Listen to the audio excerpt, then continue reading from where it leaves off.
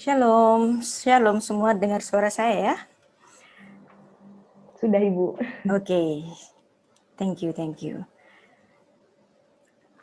Saya akan share PowerPoint.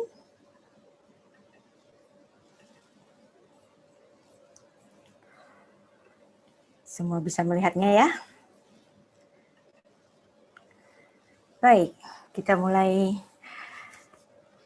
topik kelas kita malam ini dan kita banyak nanti bisa berdiskusi di sini. Apa yang saya sampaikan agak kontroversial dan kita bisa mendiskusikannya juga. Anda boleh tidak setuju dengan apa yang saya sampaikan di sini.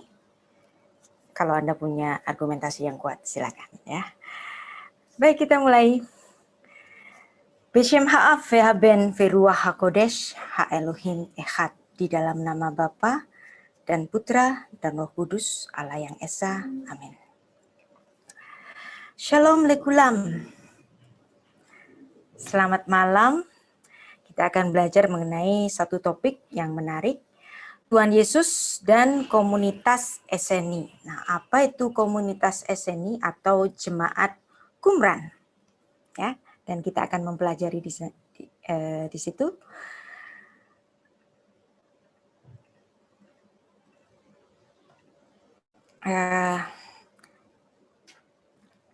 Kita juga akan belajar banyak mengenai tinjauan antropologi budaya Semitik yang berkaitan dengan kebudayaan di mana Tuhan Yesus itu melayani di bumi ini. Nah, ini ada seorang profesor yang namanya Daniel Boyarin. Nah, untuk para scholar yang menyukai untuk belajar tentang Semitik, ya kekristenan Semitik, pasti kenal dengan satu profesor ini, dan profesor ini sangat terkenal. Dia adalah seorang Yahudi, walaupun dia tidak mengaku dirinya sebagai Kristen, tapi tampaknya beliau adalah seorang believer. Ya, ini adalah salah satu bukunya, dan buku-buku dan bahasan-bahasan dari beliau itu sangat menarik sekali, terutama dalam tinjauan sejarah dan kebudayaan Semitik. Namanya Profesor Daniel Boyarin. Nah, apakah keadaan jemaat Qumran atau kaum SNI di wilayah Laut Mati itu penting pada zaman Perjanjian Baru? Nah, kita tahu kan ada penemuan terbesar untuk di dunia arkeologi itu pada tahun 1947, yaitu penemuan Dead Sea Scroll yang isinya adalah naskah-naskah kitab suci. Nah, dan itu diyakini dari tulisan-tulisan atau library dari jemaat Qumran atau kaum SNI. Nah, kalau memang jemaat Qumran atau kaum SNI ini penting pada zaman Perjanjian Baru, mengapa nama Qumran dan SNI sama sekali nggak ada dalam naskah Perjanjian Baru? Nah, ini aneh. Nah, keanehan semacam ini mari kita pelajari bersama ya. Karena penemuan di Qumran, di gua-gua Qumran itu penting sekali bagi keberadaan Alkitab kita hari ini. Karena Alkitab kita itu sudah banyak mendapatkan serangan-serangan bahwa Alkitab yang kita pegang hari ini itu isinya sudah berbeda. Nah, tuduhan-tuduhan semacam itu sudah berlangsung lama sampai nanti Tuhan sendiri ya yang memperkenankan suatu penemuan terbesar tahun 1947, di mana di situ ditemukan salinan-salinan kitab-kitab suci ya yang diduga antara abad kedua sebelum Masehi sampai abad pertama Masehi, dan itu memberikan satu kesaksian bahwa Alkitab kita yang kita pegang hari itu ternyata betul-betul sama ya, tidak ada yang dirubah. Apalagi nanti kalau dikaitkan dengan penemuan terbesar di antara semuanya itu yaitu The Great Isaiah Scroll. Tapi malam ini kita tidak membicarakan naskah dari gulungan-gulungan Laut Mati, tetapi kita akan bicara mengenai sejarah dan antropologi budaya kaum SNI ini. Nah ya, Kalau dia penting, bagaimana mungkin Qumran dan Esseni sama sekali tidak terdapat dalam naskah Perjanjian Baru? Aneh, ya. Dan ini yang tadi saya sudah ungkapkan bahwa gulungan laut mati ditemukan antara tahun 46 sampai 47, ya, bahkan sampai tahun 56, yang diyakini dari sebuah jemaat yang namanya Qumran, dan atau disebut juga kaum Esseni, ya. Atau bahasa Ibraninya itu Ishim. Nah, bahasa Yunaninya Essenoi, atau bahasa Arabnya Heshim. Nah, Heshim itu nanti yang nanti diserap dalam bahasa Indonesia itu menjadi Kasim. Nah, kata Kasim itu biasanya dikenakan kepada orang-orang yang mengebiri dirinya. Ya, kata Kasim itu adalah satu kata yang serapan dari bahasa Arab, yang dimana dalam bahasa Arab ini mengambil dari istilah orang Aram, yaitu Heshim. Heshim menjadi Kasim, ya, dekat sekali. Karena bahasa Aram, bahasa Ibrani dan bahasa Arab itu sebenarnya sister language. Jadi agak-agak mirip. Nah, kenapa kata Kasim yang dikenakan kepada kaum kebiri, kaum yang tidak menikah, ya, itu dikenakan kepada orang-orang ini, kata Kasim itu, ya, atau unik, kaum unik. Ya.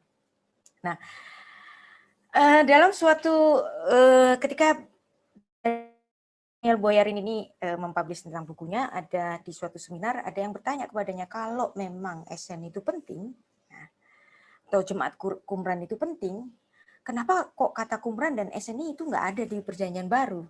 Nah, ya. Nah, jawaban dari Profesor Daniel Boyarin ini sangat menarik dan saya ingat terus-menerus, ya.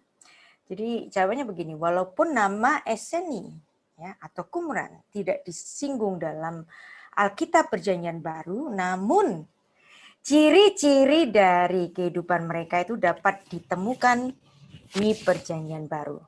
Ya, hal ini dapat dibandingkan dengan ciri khas kehidupan mereka yang ditulis oleh seorang sejarawan yang bernama Flavius Josephus, atau nama Ibraninya itu adalah Yosef ben Matityahu. Nah, ciri-ciri dari orang Esseni yang ada di Perjanjian Baru itu di mana sih? Ya, nah ini ada juga beberapa orang yang begitu skeptis ketika saya mengungkapkan ini dalam suatu di medsos saya, ya, di Facebook laman Sarapan Pagi. Nah, saya mengatakan bahwa ciri-ciri dari orang Esseni itu ada dalam Markus pasal 14. Nah, waktu itu ada yang ngetawain tentang ini. Nah, ada yang mengawur-ngawurkan juga tentang ini, ya. Tapi sebenarnya argumentasi ini bukan berasal dari saya, tapi dari seorang profesor yang namanya Profesor Daniel Boyarin. Nah, kita baca ayatnya, Markus 14 ayat 12 sampai 17. Pada hari pertama dari hari raya roti tidak beragi. Perhatikan ini, hari pertama dari hari raya roti tidak beragi. Berarti ini sudah masuk Paskah, ya. Ini sudah masuk Paskah. Hari raya roti tidak beragi. Ini penting sekali, ya. Pada waktu orang menyembelih domba Paskah, ya. Jadi pada saat itu orang sudah menyembelih domba Paskah. Murid-murid Yesus berkata kepadanya, "Ke tempat mana engkau menghendaki kami pergi untuk mempersiapkan perjamuan Paskah bagimu?" Jadi Anda lihat di sini, pada Markus pasal 14 itu sudah Paskah. Ya, perhatikan, ini sudah Paskah. Lalu ia menyuruh 2 orang muridnya dengan pesan, "Pergilah ke kota, di sana kamu akan bertemu dengan seseorang." Nah, karena Markus ini ditulis dalam bahasa Yunani, maka bahasa aslinya itu menulis tentang kata antropos. Nah, antropos itu adalah seorang laki-laki. Nah, kalau bahasa Indonesia nulisnya cuma seorang aja. Ini bisa laki-laki, bisa perempuan, kan. Tapi kalau dilihat dari bahasa aslinya,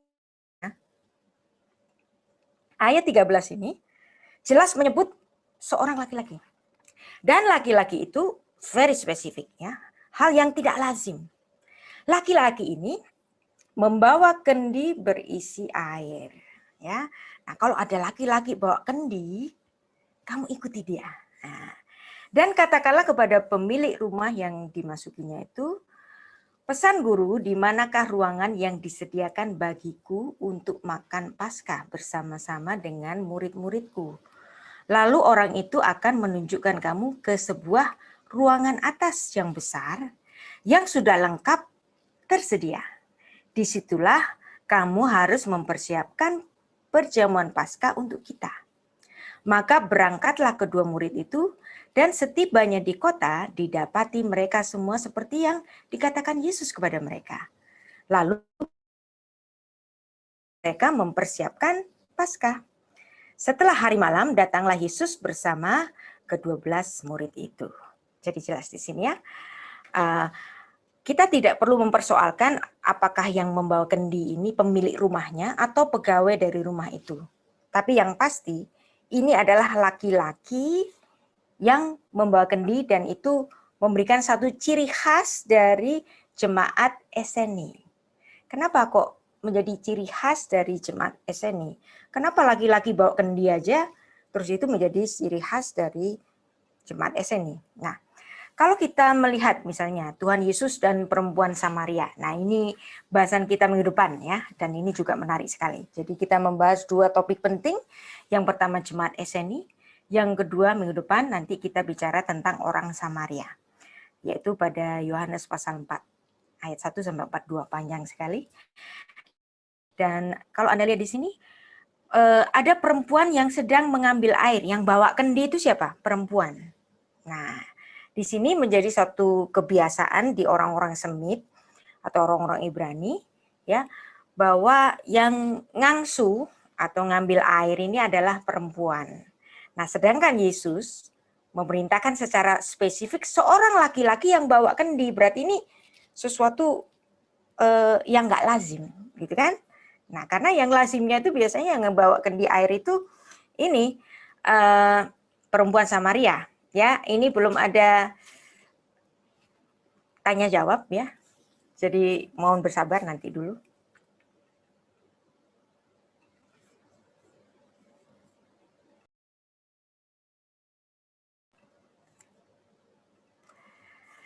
Dan yang kedua, kita ada contohnya lagi, yaitu dalam Kejadian 24 ayat 43. Ini bicara mengenai Ribka ya. Ribka di sini itu juga seorang perempuan yang membawa kendi air.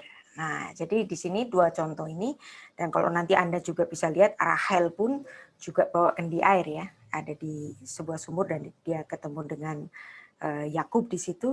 Jadi kebiasaan membawa kendi air itu dilakukan oleh seorang perempuan. Tapi tadi Tuhan Yesus memberikan satu pesan khusus laki-laki yang membawa kendi air. Nah, jadi laki-laki yang membawa kendi air ini artinya di rumah itu ya nggak ada perempuannya ya, atau dia hidup secara selibat atau hidup membujang. Nah ya, jadi biasanya orang yang hidup membujang ini kadang-kadang dilakukan oleh seorang nazir Allah. Ya, di kehidupan orang Israel itu ada seorang yang menaruh dirinya itu sebagai seorang nazir Allah. Jadi orang yang mengasingkan diri atau orang yang menabiskan diri atau berpantang terhadap sesuatu. Nah, misalnya dia berpantang untuk menikah, berarti dia hidup selibat. Nah, itu ciri khas dari seorang nazir Allah. Nah, kata nazir berasal dari kata nasar. Nasar itu apa? Bersumpah, ya, kaul. Nah, kaul. Orang-orang yang kaul ini. Nah, ada juga yang melihat bahwa Yohanes Pembaptis itu kemungkinan ya seorang nazir. Nah, apakah dia itu seorang nazir Allah yang memang ada hubungannya dengan Eseni atau tidak, itu nanti bisa diperdebatkan kemudian. Tapi ini yang dilakukan oleh Yohanes Pembaptis itu juga kemungkinan karena dia seorang nazir Allah, karena juga dia hidup selibat, dia hidup tidak menikah. Nah, ini juga nah, nazir Allah yang memilih hidupnya tidak menikah, ini juga ada di dalam bahasan dari Tuhan Yesus dalam Matius 19 ayat 12. Ada orang yang tidak dapat kawin. Nah, tidak dapat kawin karena memang dia lahir demikian. Karena kemungkinan ya dari rahim ibunya itu dia sudah memiliki kelainan genital, ya. Ada yang hemaprodit mungkin, atau mungkin yang alat kelaminnya itu tidak sempurna. Jadi ini yang namanya haris hama, ya. Nah, kemudian ada orang yang dijadikan demikian oleh orang lain. Jadi ada orang yang dijadikan untuk tidak dapat menikah gitu. Karena ada kebiri. Nah, ini namanya saris Adam. Nah, saris Adam ini adalah orang yang dikebiri untuk tugas tertentu, biasanya di kerajaan. Karena dia itu mengurus haremnya para raja. Nah, supaya dia tidak tergoda untuk memakai para istri raja ini, maka dia harus dikebiri. Nah, jadi orang-orang semacam ini juga disebut sebagai seorang kebiri. Saris Adam. Jadi dia dijadikan saris oleh manusia. Nah, kalau tadi saris hama, nah kalau ini saris Adam. Nah, kemudian ada tipe ketiga. Tipe ketiga ini biasanya seorang nazir, dan ada orang yang membuatnya demikian karena kemauannya sendiri, ya. Karena kemauannya sendiri untuk tidak menikah. Kenapa? Karena kerajaan sorga. Jadi dia menjadi pelayan Tuhan secara penuh, bahkan dia meninggalkan keinginannya untuk menikah. Jadi dia hanya khusus melayani Tuhan. Nah, ini adalah salah satu dari ciri seorang nazir. Salah satu, nggak semua nazir itu nggak menikah ya, ada yang menikah juga dengan tarak-tarak tertentu. Tapi ada juga yang tidak menikah. Nah, yang tidak menikah itu seperti mungkin Rasul Paulus, ya, ada yang mengatakan dia pernah menikah tapi kemudian hidup selibat. Nah, terus juga Yohanes Pembaptis. Nah, kalau di golongan Rabi Yahudi itu ada Ben Asai. Nah, Ben Asai itu juga orang yang hidup secara selibat, tidak menikah karena dia khusus dalam hidupnya itu untuk mempelajari firman-firman Tuhan. Jadi di sini ada tiga macam orang yang tidak menikah, dan itu disebut sebagai seorang saris atau seorang kebiri, ya. Kebiri itu bukan berarti harus rusak alat kelaminnya, enggak ya, tetapi orang yang membuat dirinya tidak menikah, yaitu memilih hidup selibat. Nah, salah satu selibat memang enggak semua orang SNI begitu ya, tapi kebanyakan orang-orang SNI itu hidup secara selibat, sehingga orang yang selibat ini enggak punya istri di rumah, maka untuk mengambil air dia harus mengambilnya sendiri. Maka ini adalah ciri-ciri dari orang SNI yang disebutkan dalam kitab Perjanjian Baru oleh siapa? Oleh Yesus Kristus sendiri. Yang nulis siapa? Markus. Pada Markus pasal 14 ya. Jadi di sini penting sekali konteks sejarah dari Alkitab Perjanjian Baru. Nah, ini tadi yang sudah saya bahas, bahwa ciri pertama dari seorang saris hama, ya, karena memang dia terlahir dengan genital yang cacat. Kemudian yang kedua saris Adam, dia yang kemudian genitalnya dirusak untuk tugas-tugas tertentu, misalnya menjaga haremnya para raja. Nah, kemudian ada orang yang memilih dirinya untuk hidup selibat, ya, oleh karena kerajaan surga. Nah, tipe ketiga ini, ya, inilah yang dipilih oleh sebagian dari kaum SNI, sehingga mereka tidak memiliki istri, maka kalau ngambil air harus ngambil sendiri. Maka seorang laki-laki yang membawa kendi itu kemungkinan besar dia adalah seorang yang selibat dan dia seorang SNI. Nah, kaum SNI, ya, ada 3 golongan sekte filosofis di antara orang-orang Yahudi. Yang pertama adalah Farisi, kemudian ada Saduki, kemudian yang ketiga ini adalah orang-orang Eseni. Nah, orang-orang Eseni atau dalam bahasa Aramnya itu Heshin, yang kita sebut sebagai Kasim, ya. Kaum Eseni ini lahir sebagai orang Yahudi yang tampaknya mempunyai kasih sayang yang lebih besar kepada sesama kaumnya gitu ya. Nah, orang-orang Eseni ya tidak semuanya miskin, tapi mereka menolak kesenangan dan kesenangan itu dianggap sebagai kejahatan. Dan mereka itu menghargai penguasaan diri dengan menaklukkan dirinya terhadap hawa nafsu. Maka mereka itu hidup selibat, dan ini ditulis dalam buku sejarah dari Josephus dalam bukunya Wars, buku kedua ya. Nah, ini ciri-ciri dari orang-orang Kasim yang disebut dalam bukunya Josephus. Nah, dalam bukunya Josephus nanti juga akan menyebut di mana mereka tinggal ya. Jadi orang-orang Eseni bukan berarti walaupun mereka meninggalkan kesenangan duniawi bukan berarti mereka miskin. Ya, bisa jadi orang kaya kemudian tapi hidup sengaja tidak menikmati kesenangan duniawi dan mereka mengabdikan seluruh hidupnya untuk Tuhan. Nah, itu bisa ya. Jadi ini juga untuk ngasih tahu pada orang-orang yang menolak, nggak mungkin ada orang Eseni di Yerusalem terus punya rumah besar, kan mereka hidup miskin ya.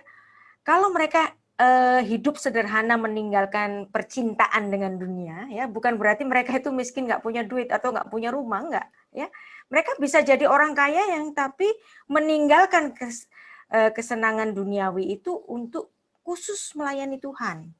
Jadi orang Eseni itu bisa saja punya rumah di Yerusalem, walaupun mereka juga punya biara di dekat Laut Mati itu ya, tapi tidak menutup kemungkinan untuk mereka juga tinggal di Yerusalem ya.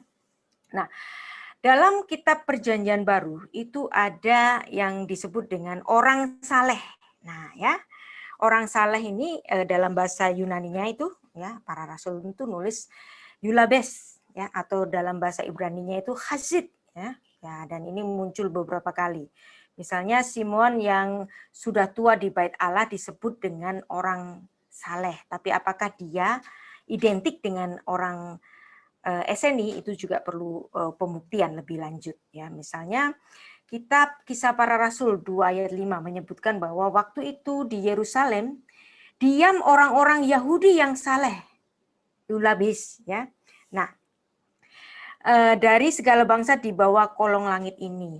Nah, ya. Orang-orang saleh, orang-orang golongan Yulabis ini menguburkan mayat Stefanus serta meratapinya dengan sangat. Nah, ya. Jadi kemungkinan orang-orang yang disebut sebagai orang saleh ini juga adalah kaum Eseni itu ya, walaupun tidak disebut dengan Heshim ya atau disebut dengan Qumran ya. Mereka adalah kumpulan orang-orang saleh yang menyadari bahwa fakta Rasul Petrus memiliki pesan. Orang-orang Yahudi menghasut perempuan-perempuan terkemuka yang saleh, takut akan Allah, dan pembesar-pembesar di kota itu ya dituliskan dalam Kisah Para Rasul 13 ayat 50. Nah, Ananias di Antioquia adalah seorang yang saleh. Nah, apakah dia orang Eseni? Nah, ini juga perlu pembuktian lebih lanjut. Nah, mungkin saja dia adalah golongan Eseni yang tinggal ya di Antioquia, di luar Eretz ya.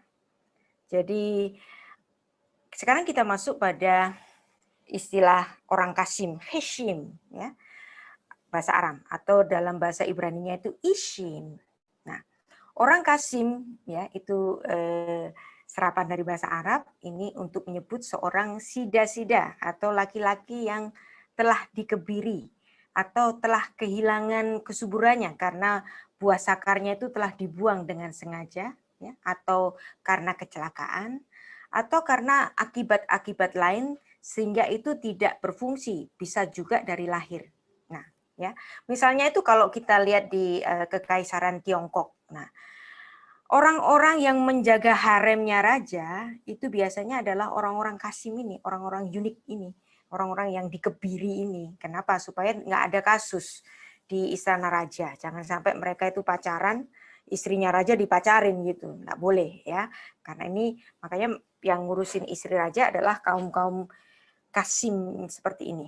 Nah, kata Kasim ya seperti tadi yang saya katakan itu adalah serapan dari bahasa Arab, dan sebenarnya ada suatu tempat yang namanya Esseni Quarter di kota Yerusalem. Nah, di situ dituliskan ada sekitar 50 kohanim, 50 imam-imam yang tinggal di sudut barat daya Yerusalem, ya. Hidup antara 30 sebelum Masehi sampai 70 Masehi. Ya, kenapa 70 Masehi? Karena 70 Masehi itu adalah masa kejatuhan Yerusalem, ya. Dan mereka ini juga melakukan ritual-ritual seperti baptis, ya, di sebuah kolam permandian yaitu mikveh. Nah, dan di situ, ya, mereka juga memiliki tempat yang namanya Beit Soah. Jadi itu tempat untuk membuang hajat, yaitu tempat jamban umum dari jemaat-jemaat orang Esen ini. Dan ini dibuktikan secara arkeologis oleh seorang arkeolog, ya, arkeolog yang terkemuka, yaitu Yigael Yadin. Nah, Yigael Yadin ini orang yang sangat luar biasa sekali.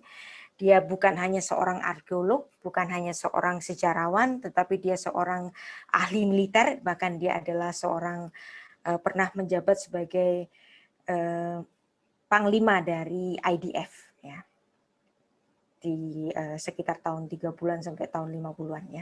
Dan dia menulis sebuah buku yang sangat terkenal yaitu Jerusalem Revealed, ya, arkeologi in the Holy City pada tahun 1968 sampai 74. Nah, jadi keberadaan orang-orang Esseni di Yerusalem itu dibuktikan oleh seorang yang sangat terkemuka, yang sangat dihormati di Israel, namanya Yigael Yadin. Nah, ini harus diingat ini, orang yang bernama Yigael Yadin ini. Nah, selain itu ada bukti-bukti sejarah yang ditulis oleh sejarawan yaitu Flavius Josephus, ya, yang mengatakan, ya, bahkan Philo dari Alexandria itu mengatakan bahwa ada sekitar 4.000 orang Esseni, ya, dan mereka juga tinggal di Qumran. Nah, jadi orang-orang Esseni ini bisa menyebar kemana saja, walaupun mereka ada memiliki biara di sekitar Qumran, di sekitar Laut Mati, ya, dan banyak yang menganggap bahwa Qumran ini sejenis suatu universitas atau Beit Midrash, ya. Kalau di Yerusalem ya Beit Midrashnya yang terkenal itu adalah Beit Hillel dan Beit Shammai. Nah, orang-orang Esseni ini memiliki Beit Midrashnya sendiri, ya, yaitu di Qumran, yang dimana mereka itu fokusnya itu adalah untuk mempelajari Alkitab.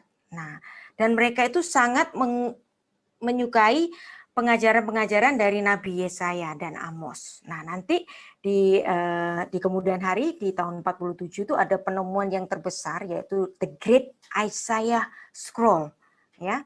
Dan itu memberikan satu konfirmasi bagi kita bahwa Alkitab kita hari ini itu dipastikan sama dengan yang dimiliki oleh orang-orang kaum Esseni ini, ya. Nah, selain di Qumran, ya, di dekat Laut Mati itu mereka juga hidup berkelompok, ya. Misalnya 10-10-10 itu adalah minyannya orang Yahudi, jadi itu quorumnya orang Yahudi untuk bersekutu. Jadi 10 orang, 10 orang. Nah, itu ada di seluruh wilayah Yudea atau Palestina, dan mereka itu kadang juga mencari penghasilannya itu di sektor-sektor sekular, dan mereka itu banyak membantu orang-orang miskin. Jadi mereka itu tidak selalu orang miskin, tetapi mereka juga bisa orang kaya yang kemudian mengabdikan dirinya itu untuk kemaslahatan, ya. Jadi seorang Esseni punya rumah di Yerusalem itu bukan hal yang nggak mungkin, ya. Mereka memang hidup meninggalkan kesenangan duniawi, tapi bukan berarti mereka itu miskin betulan, ya. Mereka bisa orang kaya yang memang mengabdikan dirinya untuk melayani orang-orang miskin. Nah, sekarang tadi kita masuk pada urusan mengenai biaranya kaum Esseni yang di Jemaat Qumran itu, yang seperti Beit Midrashnya kaum Esseni ini, ya. Dan selain dari kesaksian dari Flavius Josephus ataupun Philo dari Alexandria, dapatlah dipastikan kegiatan mereka pada waktu itu antara tahun 150 sebelum Masehi dan sampai tahun 70 Masehi ya, sorry ini nggak ada S-nya mestinya ya Masehi ya. Ini kejatuhannya Yerusalem ya. Mereka itu utamanya itu tinggal di dekat En-Gedi, tidak jauh dari Laut Mati, dan mereka hidup secara komunitarianisme kolegial ya. Dan mereka tidak mempersembahkan korban karena mereka mengasingkan diri dari para imam yang di Yerusalem karena ada ketidakcocokan, karena dianggap para imam di Yerusalem itu mereka sudah melakukan banyak hal ya, kerjasama dengan para penjajah ya, mulai dari penjajahan dari golongan dinasti Antiochus sampai pada datangnya Kekaisaran Roma. Nah, itulah sebabnya orang-orang Esseni ini mengasingkan dirinya untuk tidak mengikuti ritual di Yerusalem, ya, di Bait Allah di Yerusalem, tapi bukan berarti mereka tidak ada di Yerusalem, tapi mereka meninggalkan segala ritual yang dipimpin oleh para imam di Bait Allah di Yerusalem, ya. Sehingga ya, mereka tidak memberikan korban karena korban itu hanya boleh diberikan di Bait Allah saja. Nah, kenapa mereka tidak memberikan korban? Karena waktu itu memang sudah berlaku bahwa sidur atau doa-doa dan mempelajari Alkitab itu bisa menjadi substitusi dari pemberian korban. Nah, mereka orang-orang Qumran ini juga melakukan pembaptisan seperti ini ya, dan itu juga dilakukan oleh para pengikut Kristus. Nah, dari situ kita dapat memahami bahwa memang kaum Esseni ini bisa di mana-mana, termasuk di Yerusalem. Ya, nah, kaum Esseni itu memang memiliki kota tertentu, bagian kota tertentu, dan kota tertentu ini justru di Yerusalem. Ya, jadi ini Anda lihat di sini ada Esseni Quarter, ya, dan yang ditulis oleh Josephus ini menarik. Apabila ada orang dari golongan mereka datang dari tempat lain, apa yang mereka miliki terbuka bagi tamu mereka. Nah, ini juga identik dengan ciri khas kehidupan para rasul pada zaman setelah Yesus naik ke surga ya. Dan apa yang mereka miliki terbuka bagi tamu mereka, seperti milik mereka sendiri, dan tamu mereka dapat masuk ke tempat yang belum mereka kenal seakan-akan mereka telah kenal sangat lama. Nah, inilah sebabnya Tuhan Yesus secara khusus nanti cari ya laki-laki yang bawa kendi, karena kebiasaan dari orang Esseni ini bisa menerima siapa saja yang di situ kira-kira dia nggak punya rumah atau menumpang ya, dan mereka akan dengan senang hati untuk menerimanya. Nah, jadi keberadaan dari orang Esseni dan juga jemaat Qumran ini, nah, dan juga kemudian yang tahun 47 itu ditemukan berkat naskah-naskah yang ditemukan itu, ya, orang-orang jadi mulai tahu tentang jemaat yang membangun biaranya di Qumran, ya, dan ini juga sudah dibicarakan oleh penemuan-penemuan sejarah sebelumnya, yaitu dalam tulisan dari Josephus maupun Philo. Nah, jemaat itu pun katanya ya sebagian ikut berperang. Nah, ketika melawan tentara Roma sebagian, tapi mungkin tidak semuanya. Nah, dari apa yang mereka simpan di Esseni Quarter ini dan kemudian dilarikan ke biara Qumran, ditaruh di dalam gentong, itu bisa terjadi antara tahun 68 atau sampai tahun 70 Masehi ya, antara tahun-tahun ini ya, ketika deru perang itu mulai berkobar. Nah, Yerusalem jatuh itu tahun 70 Masehi.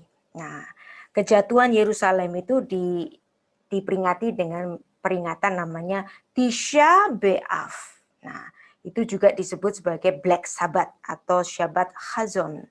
Nah, untuk tahun ini Shabbat Chazon ini diperingati pada hari Sabtu tanggal 17 Juli sampai 18 ya, hari Minggunya itu. Jadi ini nanti Tisha B'Av. Nah, kalau kita memahami bahwa tahun 70 ini ada pengepungan yang secara luar biasa di Yerusalem, nah kita dapat mengerti bahwa di sini ada yang namanya Esseni Quarter, ya. Ada pemukiman khusus orang-orang Esseni.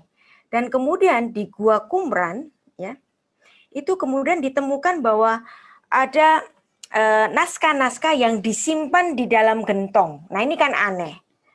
Anda pernah mengira nggak orang nyimpen suatu buku atau library itu di dalam gentong? Ini pasti kalau saya melihat ini suatu keadaan yang dimana mengharuskan jemaat itu menyimpan kitab-kitab suci mereka yang gulungan-gulungan, yang berupa gulungan-gulungan itu ditaruh di gentong di sini, kemudian dilarikan ke gua-gua Qumran. Nah, berarti ini adalah suatu keadaan yang darurat yang kemudian di gua-gua ini ditemukan. Nah, kenapa harus di gua-gua yang susah untuk dicari atau susah ditembus seperti ini, ya? Karena pastilah untuk menyelamatkan kitab-kitab suci ini. Kenapa harus diselamatkan? Karena Yerusalem akan dihancurkan. Maka ya, yang disimpan di Esseni Quarter tadi, ini hipotesis saya, ya. Anda boleh nggak setuju, boleh, ya. Maka kemudian ditaruh di gentong, terus kemudian ditaruh di gua-gua Qumran semacam ini. Takut karena yang namanya salinan-salinan kitab ini adalah sesuatu yang sangat berharga sekali kala itu, ya. Karena menyalin kitab suci itu nggak seperti sekarang. Kalau sekarang kan pakai file, tinggal copy paste aja gitu kan. Kalau zaman dulu kan harus manual. Jadi apa yang mereka salin itu menjadi sesuatu yang sangat berharga sekali sehingga harus disimpan. Nyimpannya di mana? Di gentong, ya. Kalau hari ini ada banyak kantong plastik. Dulu kan nggak ada kantong plastik, ya simpannya di gentong. Nah, simpan di gentong ditaruh di gua-gua Qumran yang tersembunyi. Kenapa ditaruh di gua Qumran? Karena ada deru perang di Yerusalem. Nah, ya. Nah, jadi ini menjadi satu penemuan yang terbesar dan ini sekaligus membuktikan eksistensi dari jemaat Qumran atau kaum Esseni yang sepertinya nggak ditulis di PB, tapi sebenarnya ciri khas dari kehidupan mereka itu ada di PB. Nah, ini adalah penggalian-penggalian di sekitar gua-gua Qumran tadi, dan di sini diyakini sebagai biara kaum Esseni atau jemaat Qumran di dekat Laut Mati, ya. Jadi saya tidak membahas tentang naskahnya, tapi untuk sesi ini saya hanya bicara mengenai eksistensi dari jemaat Qumran tadi atau golongan Esseni. Ya, mungkin dari antara kita baru mendengar hari ini, tetapi keberadaan mereka itu sangat penting dan bahkan itu meneguhkan sesuatu yang kita anggap kontradiksi sebelumnya, dan ini luar biasa sekali tentang komunitas Esseni ini. Nah, naskah-naskah dari Qumran ini itu ditulis dalam bentuk bukan seperti di sini. Kalau ini kan suatu aksara dari Classical Hebrew, ya. Ini Classical Hebrew, ya. Di sini Classical Hebrew ditambah dengan Nikut. Nah, ini yang nambahin Nikut ini adalah kaum Masoret. Nah, kemudian naskah-naskah dari orang Esseni itu ditulis dalam bentuk tulisan-tulisan yang lebih kuno daripada tulisan-tulisan dari Classical Hebrew ini. Jadi perlu pemahaman yang berbeda dalam memahami naskah-naskahnya. Kenapa mereka menulis dalam bentuk aksara yang lebih kuno? Nah, ini juga kemungkinan, ya, kemungkinan itu karena orang-orang Esseni ini berseberangan dengan para imam yang ada di Yerusalem, yang mereka menggunakan salinan-salinan dari Esra selepas mereka keluar dari Babel. Jadi itu merupakan menggunakan bentuk aksara dari Classical Hebrew. Nah, tapi kalau bentuk dari yang ditulis oleh kaum Esseni ini adalah bentuk Paleo Hebrew yang lebih kuno daripada bentuk-bentuk klasikal Hebrew yang pada saat zaman Tuhan Yesus itu sudah dipakai. Nah, jadi di sini ada semacam rekonstruksi dari kemungkinan biara dari kaum Eseni itu atau jemaat Qumran itu berada yang di dekat di mana naskah-naskah Qumran itu ditemukan seperti ini, ya. Jadi memang ada biara di sini. Tapi ya ada naskah-naskah yang sengaja disimpan di dalam gentong seperti ini, disimpan di gua-gua. Kenapa harus disimpan di gua? Ini pasti ada sebabnya, ya. Kenapa nggak disimpan di biara Qumran itu saja? Karena ini ada perang yang terjadi pada sekitar tahun 70 Masehi, ya. Nah, di mana itu Qumran? Nah, ini kan Laut Mati. Nah, sekitarnya itu di sini. Jadi gua-guanya itu ada beberapa gua di sini. Nah, ya.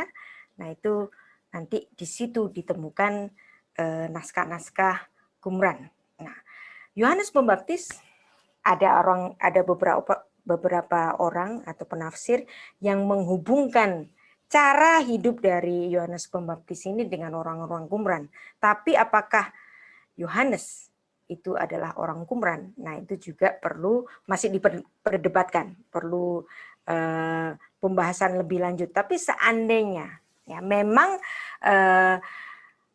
Yohanes Pembaptis adalah bagian dari jemaat Qumran itu, ya, dan Yohanes Pembaptis ini memilih untuk selibat dan dia memilih seperti dia adalah sahabat dari mempelai laki-laki yang mengantar sang mempelai laki-laki untuk menyunting mempelai perempuannya. Nah, Alkitab itu selalu memandang bahwa jemaat itu adalah mempelai perempuan, sedangkan Allah adalah mempelai laki-lakinya atau suami dari umat.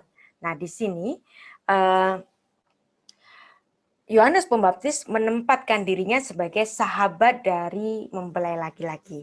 Nah, orang-orang dari pengikut Kristus yang memilih dirinya untuk hidup selibat itu diantaranya yaitu Rasul Paulus atau Rabi Shaul, misalnya, dan itu dibahas khusus oleh Santo Yohanes Chrysostomus yang menuliskan, barang siapa yang mengecam perkawinan, ia juga membuang kemuliaan yang ada pada kehidupan selibat. Sedangkan barang siapa yang memuliakan perkawinan, maka ia juga membuat kehidupan selibat menjadi menarik dan bersinar. Sesuatu yang kelihatannya baik hanya ketika dibandingkan dengan sesuatu yang buruk. Tidaklah sungguh-sungguh berharga, tetapi ketika hal itu lebih besar daripada hal-hal yang dihargai oleh semua orang, maka memang hal itu baik di tingkat yang sangat tinggi. Jadi ini dasar dari para pelayan dari murid jemaat-jemaat Kristus yang memilih dirinya untuk hidup selibat, dan ini juga diikuti oleh saudara-saudara tua kita, yaitu kalangan Katolik Roma misalnya, atau sebagian dari kalangan Ortodoks, ya. Nah, sekarang mari kita menjawab pendapat tentang ketidakmungkinan jemaat Eseni berada di Yerusalem. Nah, ya, karena memang ada beberapa orang yang menganggap lucu gitu. Nggak mungkin itu. Masa orang Eseni ada di Yerusalem, apalagi punya rumah besar di Yerusalem. Kan orang Eseni itu kan hidup miskin. Ya, memang mereka meninggalkan kesenangan dunia, tapi bukan berarti mereka miskin. Mereka dapat menggunakan kekayaannya untuk kemuliaan Tuhan, bukan? Nah, apalagi naskah-naskah sejarah, misalnya dari Josephus, dari Jewish War buku kelima, atau tulisan dari seorang arkeolog terkemuka Israel, yaitu Yigal Yadin dalam bukunya Jerusalem Reveal tahun 68 ini. Mereka keduanya bicara adanya Esseni Quarter di kota Yerusalem. Berarti di sini ya ada orang Esseni yang memang mereka memiliki biara di Qumran, memang, ya, dan bahkan mereka bisa tinggal di mana saja, bisa tinggal di Antioquia, ya, dan bahkan tinggal di Yerusalem, punya rumah besar di situ bisa, ya. Nah, di sini Esseni Quarter, kalau Anda perbesar lagi, ya, ini ada gambar upper room di sini, Cenacle, ya. Ini ruang loteng atas yang dipakai Yesus untuk melakukan perjamuan terakhir, dan juga tempat sebagai pencerahan Roh Kudus setelah khotbahnya Rasul Petrus itu di tempat di rumah yang sama. Dan rumah itu ada di Esseni Quarter. Nah, kalau memang ruang atas ini di Esseni Quarter, berarti tempat Yesus mengadakan perjamuan terakhir itu ada di Esseni Quarter. Ya. Dan Esseni Quarter ini bukan tidak mungkin, karena kitab-kitab sejarah menuliskan demikian, dan itu Yigael Yadin di sini itu membuktikan dan memberikan suatu keteguhan adanya Beit Shoah di sini, ya, miliknya orang-orang Esseni. Dan itu meneguhkan bahwa orang-orang Esseni juga ada di Yerusalem, walaupun mereka bertentangan dengan para imam yang ada di Bait Allah di Yerusalem. Tapi bukan berarti mereka tidak ada di Yerusalem. Bahkan kalau kita melihat ada interaksi antara Tuhan Yesus dengan jemaat Esseni ini, dirupakan di mana? Di rumah yang dimana Tuhan Yesus pakai untuk perjamuan terakhir itu, bukan? Jadi ini bukan kemustahilan orang Esseni ada di Yerusalem. Siapa itu Yigael Yadin, ya?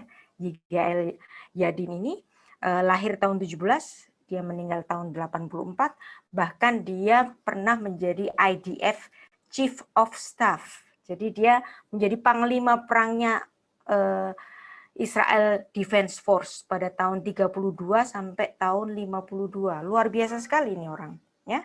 Dia seorang arkeolog, bahkan dia seorang ahli militer, ya, dan bahkan menjadi panglima tertinggi kala itu, ya. Nah, jadi keberadaan tentang adanya jemaat Esseni di Yerusalem itu dirupakan dengan adanya istilah The Gate of the Essenes, ya. Dan itu ditulis dalam bukunya Josephus Jewish War. Kalau Anda nggak percaya, Anda boleh kok sekarang ini. Sekarang itu zaman internet itu bisa dicek di mana-mana, ya. Ada, ya. Ada buktinya. Nah, jadi desa-desa Esseni itu bahkan ada tersebar dalam seluruh negeri. Nah, siapa yang ngomong begini? Dia adalah arkeolog terkenal, si Yigael Yadin tadi, ya, yang mengatakan bahwa Betania, tempat Marta dan Maria dan Lazarus tinggal, itu adalah desa orang-orang Esseni juga, gitu kata si Yigael Yadin ini. Dan kita tahu bahwa Simon Sikusta juga tinggal di sana. Nah, dan juga ada dokumen Damaskus bahwa beberapa orang kelompok Esseni ini ada juga yang menikah, jadi nggak semua itu hidup selibat. Nah, di tempat di dekat Yerusalem, di dekat Betso atau Betsoah, ya, atau jamban umumnya orang-orang Esseni ini, ya, itu ada juga dalam tulisan seorang ahli sejarah yang lain, yaitu John E. Taylor, dan yang terpenting ini adalah tulisan dari Yigael Yadin ini tadi, ya. Nah, mereka itu sudah terbiasa merayakan perjamuan kudus dan mempraktekkan cara kehidupan komunitarianisme egaliter. Nah, melakukan perjamuan kudus, ya, hidup secara komunitarianisme egaliter, seperti yang kemudian pada tahun-tahun sesudahnya itu diserap oleh seorang Karl Marx, ya. Dan ini menjadi suatu cara hidup dari komunisme purba, ya. Jadi komunisme itu tidak identik dengan ateis, ya. Komunisme itu jadi rusak itu kan karena ada ini penambahan-penambahan seperti Leninisme. Nah, itu jadi ateis gitu kan. Tapi sebenarnya konsep dari komunisme itu baik karena itu sudah dilakukan oleh para rasul dan termasuk juga orang-orang SNI ini, bukan? Nah, jadi Yakobus adalah saudara Tuhan Yesus yang mengambil alih kepemimpinan jemaat di Yerusalem. Dia adalah seorang keturunan Daud yang dilacak dari garis keturunannya, ya. Dan ini sangat penting, ya. Dan kemudian jemaat-jemaat yang dipimpin oleh saudara Yesus ini, mereka disebut sebagai Notsrim atau Notsri, ya. Nah, dan kemudian Yakobus ini menjadi megabakir, ya. Jadi istilah uskup untuk golongan SNI. Jadi menurut tradisi, ya ini tradisi saja, Maria Ibu Yesus itu tinggal di Bukit Sion bersama Yakobus ini dan juga Yohanes murid dari Tuhan Yesus sampai kematiannya pada tahun 49 Masehi. Jadi kemungkinan para murid Kristus ini berinteraksi secara erat dengan jemaat-jemaat SNI ini. Nah, sekarang kita masuk kembali pada Markus pasal 14 tadi, yang dimana Tuhan Yesus secara khusus menyebut seorang laki-laki yang membawa kendi berisi air. Dan ini merujuk kepada seorang yang hidup selibat yang tidak memiliki istri untuk mengambilkan air bagi kebutuhan rumah tangga itu. Nah ya, nah di naskah bahasa aslinya itu jelas sekali laki-laki yang membawa kendi. Nah, kalau bahasa Indonesia kan nggak ada gendernya, jadi seseorang saja, bisa laki bisa perempuan kan. Tapi di sini kalau di bahasa asli itu seorang laki-laki. Nah, bahasa Ibrani-nya itu ish. Nah, ish ya. Seorang laki-laki, jelas bukan perempuan yang bawa kendi itu, dan itu menjadi khas dari jemaat SNI. Nah, pada bagian kitab suci yang lain, kitab Injil yang lain, yaitu Matius pasal 26. Nah, rumah yang dipakai oleh Tuhan Yesus untuk melakukan perjamuan kudus itu adalah rumahnya si Anu. Ini terjemahnya memang si Anu, karena memang bahasa aslinya itu nulis Tondeina, seorang tertentu, tapi nggak ditulis namanya, si Anu saja. Ya. Nah, kalau dalam bahasa Ibrani-nya, si Anu itu disebut dengan Peloni Almoni. Nah, ini diambil dari kitab Rut pasal 4 ayat 1 yang merujuk kepada sanak dari mendiang suami Rut yang menolak untuk menikahinya, kemudian Boas yang mengambil alih tradisi dari perkawinan Levirat itu. Nah, jadi ini jelas memang tidak ditulis namanya, si Anu saja. Dan bahkan Markus sendiri tidak menulis tentang namanya. Nah, terhadap polemik atau perdebatan, ada nggak sih orang SNI yang tinggal di Yerusalem? Ya, kita tadi sudah melihat bahwa Yigael Yadin mengatakan ada. Ya, seorang arkeolog dan ahli sejarah, termasuk Yosefus dalam buku War, buku kelima, itu mengatakan ada SNI Gate. Ya, nah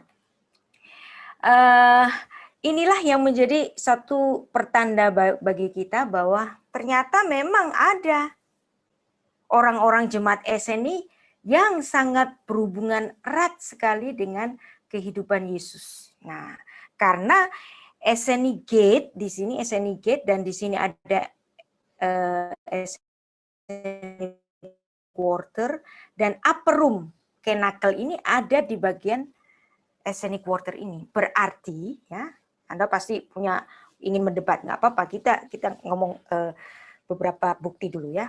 Anda nanti boleh mendebat kalau memang nggak setuju. Jadi di sini di Upper Room Tuhan Yesus mengadakan perjamuan terakhir dan juga penyucian kaki dari para murid.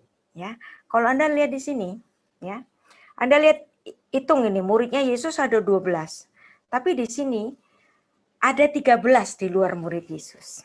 Ya, berarti ada satu orang, entah yang ini atau yang ini. Ya, kira-kira siapa ya? Apakah gambar ini salah? Gambar ini nggak salah, karena yang satu adalah kemungkinan pemilik rumahnya, kemungkinan orang yang membawa kendi itu, yang dia kemungkinan besar adalah jemaat dari Esseni karena dia tinggal di Esseni Quarter itu tadi. Ya. Kalaupun misalnya yang bawa kendi itu dibilang, oh itu pegawainya itu suruhannya misalnya, it's okay ya. Tapi yang nggak bisa kita deny juga adalah penemuan-penemuan sejarah yang dimana tempat ini adalah memang Esseni Quarter. Dan ini menjadi satu kemungkinan bahwa memang Tuhan Yesus itu erat berhubungan dengan golongan Esseni ini. Dan bahkan ya, Tuhan Yesus mengadakan Paskah ala jemaat Esseni. Karena Yesus mengadakan perjamuan Paskah sehari sebelum dia menjadi domba Paskah itu sendiri, bukan? Ya. Jadi di sini Tuhan Yesus di ruang atas itu mengadakan Esseni Passover. Jadi karena Tuhan Yesus mengadakan perjamuan Paskah ini menurut kalendernya orang Esseni. Jadi seperti di Indonesia ini ya, kalender lebarannya golongan Muhammadiyah dengan kalender lebarannya golongan NU itu kadang-kadang sering berbeda kan. Biasanya itu misalnya Muhammadiyah lebih dulu, terus baru NU, atau bahkan sebaliknya. Bisa saja bisa terbalik. Demikian juga dengan yang terjadi antara orang Yahudi kebanyakan dan jemaat Esseni, yang dimana dalam menghitung tanggal itu bisa berbeda. Dan apa yang dilakukan Yesus di Esseni Quarter ini, itu justru merupakan suatu Paskah yang tanggalnya orang Esseni. Nah, nanti kita lihat buktinya. Apakah betul Tuhan Yesus ini mengadakan perjamuan Paskah, betul-betul memang perjamuan Paskah, hanya saja menggunakan kalender Paskahnya orang Esseni. Nah, dan ini akan menjawab tuduhan kontradiksi di Alkitab kita, ya. Tanggal Paskah yang dirujuk dalam Perjanjian Baru itu bisa menimbulkan masalah karena orang nggak mengerti. Misalnya begini, teman Muslim itu sering bertanya. Nah ini biasanya ini perlu dipahami oleh apologet di Indonesia karena ini sering sekali kita dituduh bahwa Alkitab kita itu berkontradiksi. Misalnya ada pertanyaan seperti ini, apakah Yesus disalibkan pada siang setelah perjamuan Paskah ya menurut Markus pasal 14 tadi atau Matius pasal 26 atau pada siang sebelum perjamuan Paskah. Nah, karena kalau Anda melihat teks ya ini, itu akan berkontradiksi. Jadi apa yang ditulis pada Markus pasal 14, itu akan kontradiksi dengan Yohanes pasal 13 ayat 1, 30 dan seterusnya. Nah, ini tidak akan menjadi kontradiksi kalau kita memahami bahwa ada dua kalender yang berbeda antara kalendernya orang Esseni dan kalendernya oleh orang Yahudi secara umum. Kenapa berbeda? Karena memang orang Esseni ini adalah suatu komunitas yang tersendiri yang tidak mau mengikuti apa yang ditetapkan oleh imam-imam yang melayani di Bait Allah di Yerusalem, walaupun mereka ada juga di Yerusalem. Nah, karena adanya dua kalender yang berbeda ini, Anda tidak akan melihat kontradiksi. Nah ya, jadi apa yang dituliskan dalam Markus pasal 14, pada hari yang pertama, hari raya, roti tidak beragi. Jadi Anda lihat di sini, berarti di sini itu sudah Paskah. Bahkan Matius juga ngomong gini, pada hari pertama dari hari raya roti tidak beragi, datanglah murid Yesus kepadanya dan berkata, di mana engkau menghendaki kami mempersiapkan Paskah bagimu? Berarti ini sudah Paskah. Dan ini akan kontradiksi dengan apa yang ditulis oleh Yohanes. Yohanes nulis demikian, sementara sebelum hari raya Paskah dimulai. Nah, kontradiksi kan? Kontradiksi. Dan kita layak untuk diketawain sama teman-teman Muslim. Ya, kita jadi kebingungan untuk jawabnya. Kenapa kita jadi bingung? Karena kebanyakan dari kita itu tidak memahami bahwa ada kalender yang berbeda antara orang Esseni dengan orang Yahudi kebanyakan. Ya. Bahkan dalam Yohanes 18 ayat 28 mereka mengatakan, maka mereka membawa Yesus dari Kayafas ke gedung pengadilan. Ketika itu hari masih pagi, mereka sendiri tidak masuk gedung pengadilan itu supaya jangan menajiskan diri, sebab mereka hendak makan Paskah. Nah, jadi ini Paskahnya belum, ya. Padahal ini Yesus sudah makan Paskah sama murid-muridnya. Dan itu sudah disebut Paskah dalam Markus pasal 14, bukan? Nah, kontradiksi betul, ya. Nah, ini buat orang yang nggak ngerti tentang kalender, bingung. Tapi kalau kita mengerti tentang kalender itu, jawaban ini akan bisa kita jawab dengan amat mudah. Mudah sekali karena memang Paskah itu dalam kalender Yahudi itu tanggal 14 Nisan, Erev Pesach. Nah, Erev Pesach masuk ke Erev itu langsung masuk ke 15 kan. Nah, Erev Pesach, ya misalnya saya ambil ini tahun 30. Nah, ya kemungkinan Yesus mati itu kan antara tahun 30 dan tahun 33. Nah, ini masih jadi perdebatan nih, ya. Nah, pada tahun 30, ya, Paskahnya orang Eseni itu 1 hari lebih dulu daripada Paskahnya orang Yahudi. Yang dimana Paskahnya orang Yahudi itu jatuh pada hari Rabu, ya, Rabu petang, ya. Nah, kemudian kalau tahun 33 itu Paskahnya orang Eseni itu lebih lambat 1 hari dengan Paskahnya orang Yahudi kebanyakan. Nah, jadi kalau melihat ini, ya, Yesus tahun kematiannya itu tahun 30. Nah, apakah betul tahun 30? Nah, itu nanti kita juga bisa gali lagi bukti-bukti sejarah selanjutnya, ya. Nah, kalau Anda mengikuti pelajaran kita juga di circle ini, saya juga menyampaikan tentang Natal Yahudi kan. Nah, saya mengajukan satu penanggalan bahwa Yesus itu memang lahir tanggal 25 Desember tahun 5 sebelum Masehi, ya. Dan itu equal dengan 25 Kislev, yaitu Hari Raya Hanukkah. Nah, itu sudah kita bahas ketika pembahasan Natal Yahudi. Kalau nggak salah Desember tahun lalu kan. Nah, kenapa Yesus itu lahirnya 25 Desember 5 sebelum Masehi? Kan tahun Masehi itu kan lahirnya tahun Mesias gitu kan. Lahirnya Sang Mesias, tapi kenapa kok malah Mesiasnya lahirnya 5 sebelum Masehi? Nah, ini kan aneh. Ya. Itu bisa kita lihat juga dari beberapa catatan sejarah, misalnya Hippolytus. Hippolytus itu mengatakan bahwa Yesus itu lahir 8 hari sebelum kalender Januari. Nah, 8 hari sebelum kalender Januari, berarti apa? 25 Desember bukan? Untuk tahun kalender Romawi.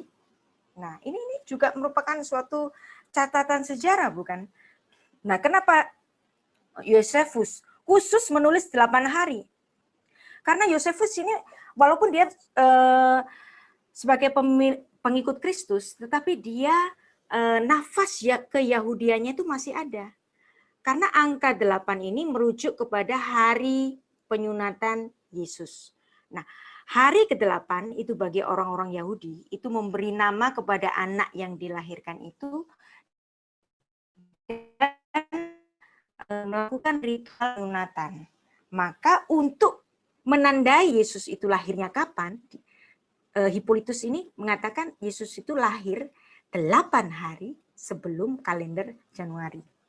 Ya, luar biasa. Jadi Yesus Kristus disunat pada tanggal 1 Januari, lahirnya sendiri pada 25 Desember. Dan ini adalah bukti sejarah. Nggak bisa dipungkiri ini. Jadi jangan lagi menyebut bahwa Natal itu adalah kelahiran Dewa Pagan. Bukan. Ya. Ini Bapak Gereja nulis 25 Desember. Ya, 8 hari sebelum kalender Januari. Nah, tadi dikatakan bahwa Yesus itu lahir 25 Desember 5 sebelum Masehi. Lah kok nggak tahun 1 sih? Nah, kalau tahun 1 kan Yesus nanti matinya tahun 33 pas gitu kan. Kenapa kok bukan tahun 1? Ini nanti ada apa? Ada suatu kenyataan yang Anda takjub melihat itu, ya.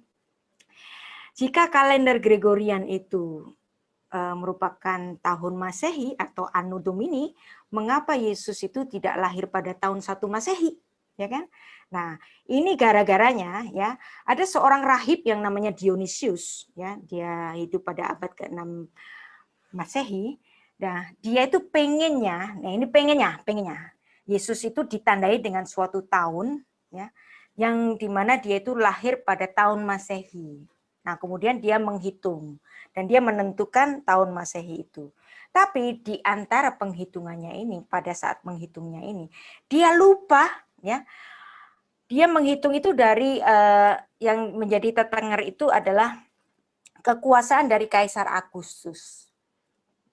Tapi dia lupa, tidak menghitung 4 tahun ketika Kaisar Agustus itu masih bernama Octavius. Nah, ya, ada kurun waktu 4 tahun ini. Nah, kemudian Kaisar Octavius itu mengganti nama dirinya sebagai Agustus ketika dia mengarahkan Mark Antony dan Cleopatra. Ya, dan 4 tahun itu lupa dihitung oleh si Dionysius ini.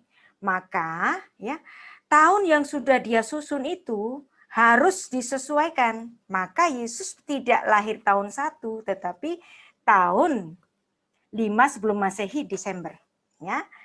5 sebelum Masehi Desember. Nah, itu untuk ke Januari kan dekat beberapa hari saja. Jadi kurun waktu 4 tahun ini disesuaikan di situ, ya, sehingga Yesus tidak lahir tahun 1 Masehi.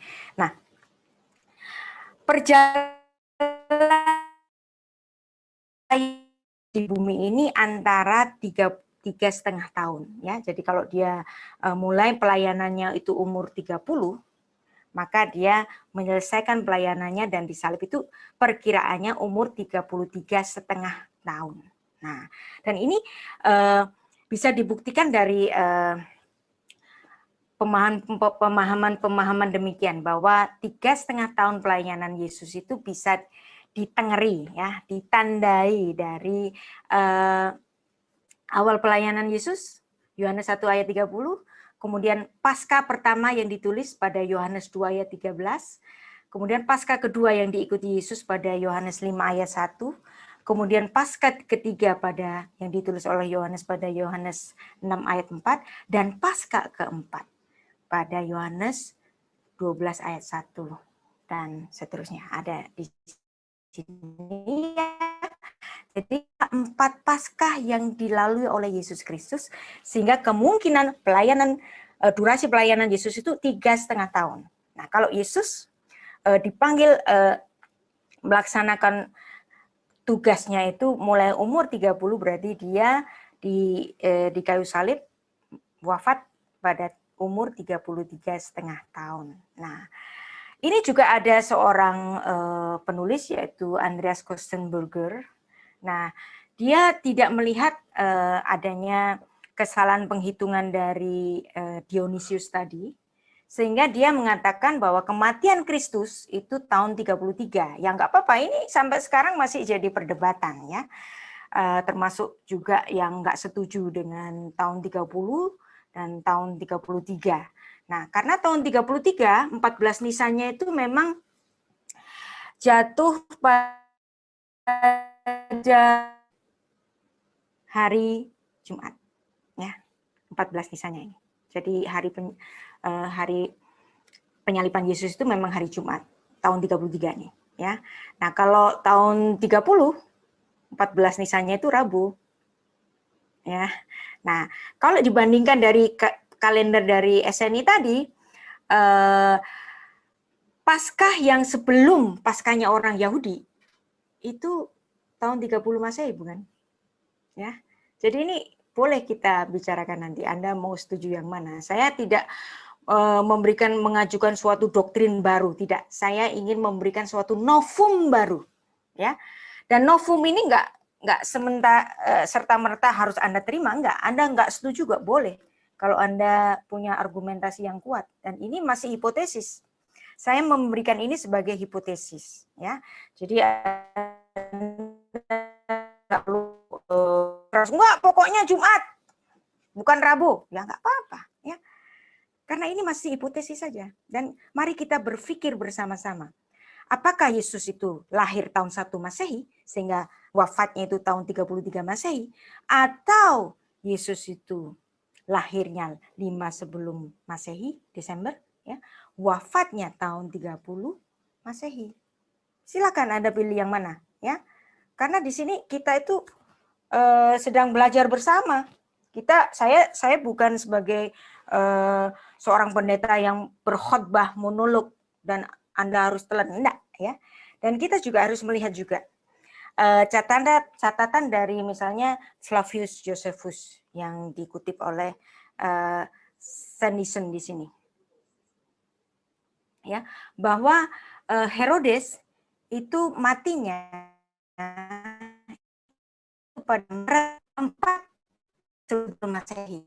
Nah, kalau 4 sebelum Masehi, ya, 4 sebelum Masehi, apakah Yesus lahir sesudah atau sebelum Herodes Agung ini mati? Padahal perhitungan dari kematian Herodes ini 4 sebelum Masehi. Berarti di sini meneguhkan bahwa Yesus Kristus mati 30 Masehi, bukan? Atau dia lahir pada 25 Desember 5 sebelum Masehi. Ya, ini hipotesis. Dan satu lagi ada buku yang bagus sekali. Ini saya beli waktu saya pergi ke Yerusalem waktu itu, ya. Dan buku ini sangat syarat dengan informasi, ya. Di sini juga meneguhkan bahwa Tuhan Yesus pada halaman 369, Jesus and the Esseni Passover. Jadi memang Yesus ketika mengadakan perjamuan terakhir itu adalah menurut kalender dari orang-orang Esseni, ya. Dan ini ditulis oleh seorang profesor, Anson F. Rainey. Jadi Profesor Rainey ini secara jelas sekali dan penuh informasi bicara mengenai golongan Esseni, ya, yang saya pakai sebagai penguat dari bukti jemaat atau komunitas Esseni yang tinggal di Yerusalem dan Yesus melakukan perjamuan terakhir, perjamuan Paskah dengan penanggalan kalender Esseni. Ya. Jadi Paskah itu terjadi pada tanggal 14 Nisan. Ya. Tapi menurut Markus pasal 14 tadi itu sudah Paskah. Tapi menurut Yohanes, ya, ketika mengatakan si Pontius Pilatus ini, inilah raja kalian. Nah, itu terjadi pada persiapan Paskah, yaitu tanggal berapa? Tanggal 14 Nisan. Berarti ada perbedaan tanggal antara orang Yahudi dengan tanggalnya orang Esseni. Nah, di sini jelas ada hari persiapan Paskah. Hari persiapan Paskah itu adalah Erev Pesach. Nah, ya, naskah bahasa Ibrani juga nulis Erev Pesach, ya, 14 Nisan. Ya, kalau 14 Nisan berarti ini belum Paskah. Sedangkan Markus tadi sudah menulis kontradiksi. Ini tidak akan menjadi kontradiksi kalau memang kalendernya itu berbeda, bukan? Ya. Nah, jadi perjamuan terakhir, ya, sebagai perjamuan Paskah, ya. Namanya juga Hari Raya Roti Tidak Beragi. Nah, kalau Anda membaca kitab Lukas di sini luar biasa sekali. Ya, namanya adalah Hari Raya Roti Tidak Beragi atau Matzah atau Azumos. Ya, sudah dekat di sini. Lalu Yesus mengambil roti. Ini nulisnya roti biasa. Tapi di hari raya roti tidak beragi.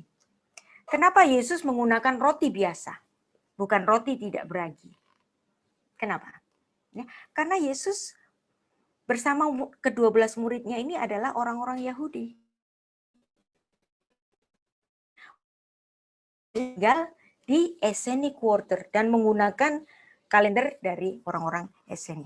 Nah, jadi di sini itu memberi penguatan bagi kita bahwa sebenarnya perjamuan Paskah yang dilakukan oleh Yesus itu sebenarnya perjamuan yang mirip dengan perjamuan Paskah, tetapi Yesus menggunakan roti biasa. Dan ini memberikan satu penambahan wawasan bagi kita. Pentingnya bagi kita untuk membaca Alkitab dalam bahasa asli, baik itu Yunani maupun Ibrani. Ya, kita kan sering diledek-ledek itu sama ini apologet Muslim, ya, polemikus Muslim. Kalian Kristen umat terjemahan nggak bisa baca bahasa asli. Nah, kita kan suka diledek-ledek itu. Makanya saya mengajak orang-orang Kristen, ya, yuk kita mulai sama-sama belajar Alkitab. Ini bukan syarat keselamatan, tetapi saya yakin apabila kita membaca Alkitab dalam bahasa asli itu akan memberikan satu informasi dan wawasan yang lebih luas. Ya, seperti ini juga. Ya, hari rayanya hari raya roti tidak beragi, tapi Yesus mengambil roti biasa, bukan azumus, tapi artos. Ya. Dia tidak mengambil matzah, tetapi dia mengambil lechem, roti biasa. Kenapa? Karena Yesus dan 12 muridnya adalah orang-orang Yahudi yang bukan orang Esseni, walaupun tinggal di orang Esseni. Dan ini menjadi satu untuk menambah kita sebagai argumentasi kita pada hipotesis ini, bahwa memang Yesus mengadakan suatu perjamuan Paskah menurut pengenalan kaum Esseni. Jadi yang dimana Markus menyebut hari raya roti tidak beragi, ya, tetapi Tuhan sudah mengatakan bahwa ini adalah perjamuan Paskah, dan di situ Tuhan Yesus mengadakan satu tatanan bagi para muridnya untuk sebagai zikir, le zikri, sebab inilah darahku, darah perjanjian yang ditumpahkan bagi banyak orang untuk pengampunan dosa. Ya, dia memberitakan tentang kematiannya yang berdarah itu memang ditujukan untuk pengampunan dosa. Dan di sini Markus, ya, Markus juga secara detail menulis demikian, bahwa Markus 14 itu nulis roti tidak beragi. Roti tidak beragi itu azumos bahasa Yunani atau matzah bahasa Ibraninya. Ya. Tapi kemudian di sini Markus 14 juga nulis demikian. Dan ketika Yesus dan murid-muridnya sedang makan, Yesus mengambil apa? Bukan azumos, tapi artos, roti biasa yang beragi. Ya. Jadi keanehan ini dapat menjawab bahwa antara Markus 14 itu tidak berseberangan dengan apa yang ditulis oleh Yohanes pada pasal yang ke-19 ketika Yesus diadili. Ya. Jadi bahkan ini terus ditulis sebagai lechem, ya, atau artos, roti biasa, ya. Dan menariknya lagi, ya, Yesus berada di Esseni Quarter. Nah, sekarang pertanyaannya, nah kalau di Yerusalem itu ada orang Esseni, bukan mengasingkan diri di Qumran, ya, kita nggak boleh skeptis atau mental block kalau seorang guru mengatakan guru yang lain, nggak mungkin ada orang Esseni di Yerusalem, kan mereka mengasingkan diri di Qumran, jadi nggak mungkin ada.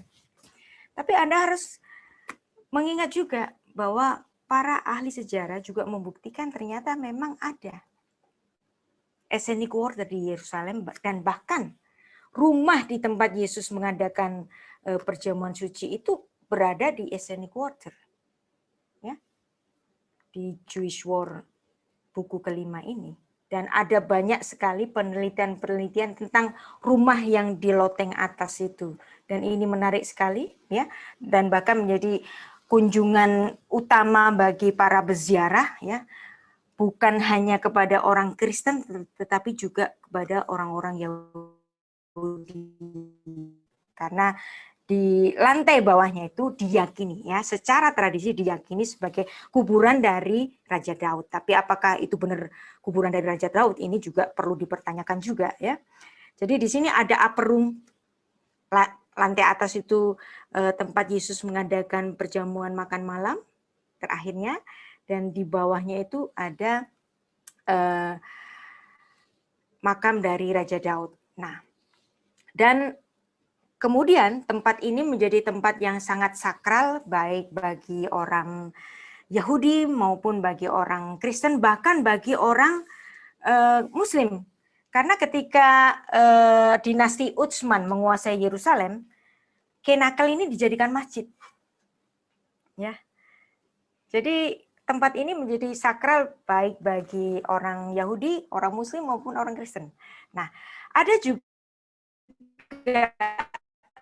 catatan dari Sinaksarion dari Gereja Ortodoks yang mengatakan bahwa Kenakel, ruang atas itu adalah rumah dari Yohanes Markus.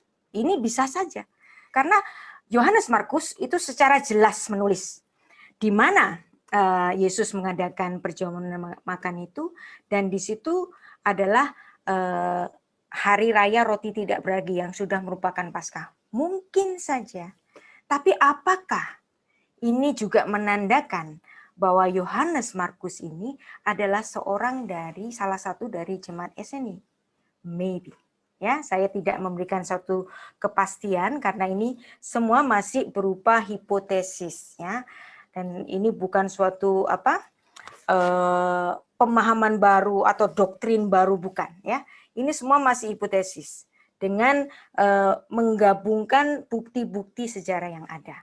Kalaupun Anda menganggap, oh bukan, Yohanes Markus itu murid Yesus yang ke-70 dan dia bukan orang Esseni, ya nggak apa-apa, ya. Tapi bukti-bukti yang mengarah bahwa Kenakel ini ada dalam wilayah Esseni Quarter itu juga nggak boleh diabaikan, ya. Memang dokumen Gereja Ortodoks, ya, Sinaksarion itu menulis bahwa Yohanes Markus ini adalah salah satu dari 70 murid. Kalau dia salah satu dari 70 murid, kenapa pakai ditulis si Anu gitu kan? Nah, ini juga argumentasi, nggak apa-apa, ya. Semua argumentasi bisa kita gabungkan dan ini menjadi satu argumentasi kita bersama. Itulah sebabnya saya memberikan ini sebatas hipotesis. Ya, jadi bukan suatu pemahaman baru. Anda nggak setuju, Anda punya argumentasi yang lain, boleh, sangat boleh, ya. Dan menurut Hippolytus juga, ya, Hippolytus murid dari Irenaeus ini mengatakan bahwa Yohanes Markus ini adalah bagian dari murid yang 70. Nah, murid 70 ini adalah lapisan kedua, ya. Inner circle-nya itu kan yang 12. Nah, 12 itu untuk merujuk bahwa Injil itu sedianya untuk orang Israel. Nah, kemudian ada lapisan kedua yaitu murid yang ke-70. Angka 70 itu merujuk kepada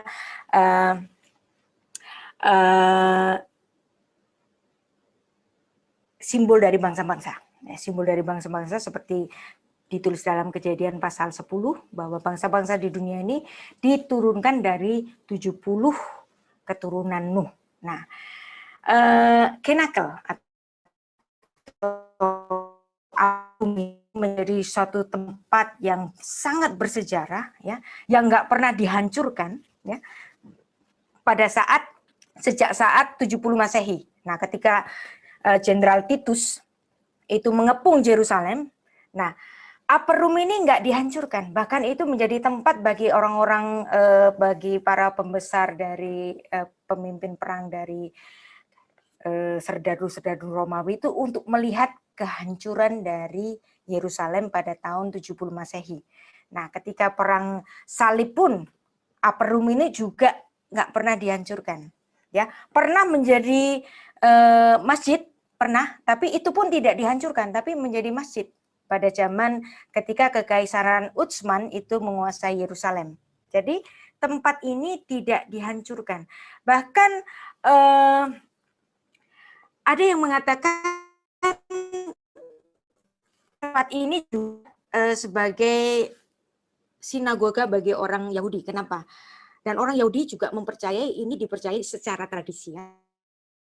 Secara tradisi ini sebagai makam dari Raja Daud. Nah, kenapa kok itu disebut sebagai makam dari Raja Daud? Nah, ini sebenarnya itu berasal dari tradisi Kristen. Ya, penamaan bahwa makam itu adalah makamnya Raja Daud itu sebenarnya berasal dari tradisi Kristen. Karena di situ adalah pada Kisah pasal 2, Rasul Petrus itu berkhotbah kan.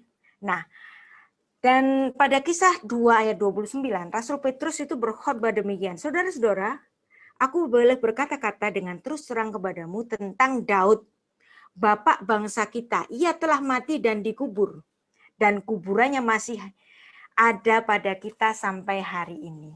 Nah, di ruang atas itu, Rasul Petrus berkhotbah demikian.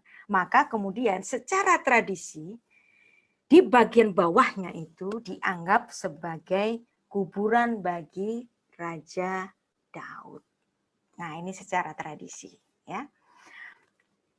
Dan mungkin juga nggak betul gitu, karena makam Daud itu seharusnya menghadap ke lembah Kidron seperti yang ditulis dalam 1 Raja-Raja 2 ayat 10 atau Nehemia 3 ayat 14 sampai 16. Jadi adanya ya makam Raja Daud di bawah dari Kenakel, ya, di bawah dari ruang atas loteng tempat Yesus mengadakan perjamuan terakhir itu, ini sebenarnya secara tradisi, yang tradisi itu justru bukan berasal dari Yahudi, berasal dari orang Kristen, karena di situ Rasul Petrus pernah berkian pada yang ditulis dalam Kisah Para Rasul 2 ayat 29 nih. Jadi kita paham ya. Jadi kuburan Raja Daud itu hanya secara tradisi, tapi juga diserap oleh orang-orang Yahudi Rabinik, dan mereka pun berdoa di situ. Nah, ini buat saya sih sebagai suatu kolaborasi yang luar biasa, bahwa Kenakel, gedung itu menjadi tempat yang disakralkan bagi orang Yahudi, orang Kristen, maupun orang Muslim, karena di situ pun pernah menjadi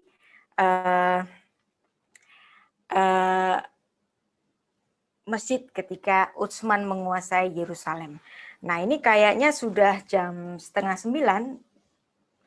Cerita setelah ini juga lebih seru juga, tapi saya akan buka tanya jawab. Saya kembalikan kepada